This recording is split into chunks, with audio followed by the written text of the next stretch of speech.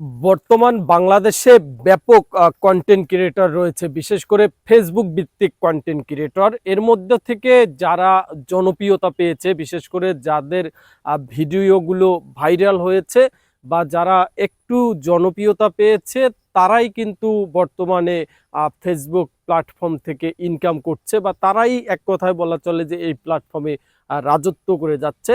আর নতুন কন্টেন্ট ক্রিয়েটরটা এখানে যুক্ত হওয়াটা বেশ কষ্টসাধ্য। এর অন্যতম কারণ হচ্ছে যারা একটু ভাইরাল পারসন রয়েছেন, যাদের পেজগুলো একটু বড়, যাদের আইডিগুলো একটু বড়, তারা মূলত নতুন কন্টেন্ট ক্রিয়েটরদেরকে ইউজ করছে। কিন্তু নতুন কন্টেন্ট ক্রিয়েটরদেরকে সামনে এগিয়ে নিয়ে যাওয়ার জন্য তারা কিন্তু কখনো হেল্প করে না।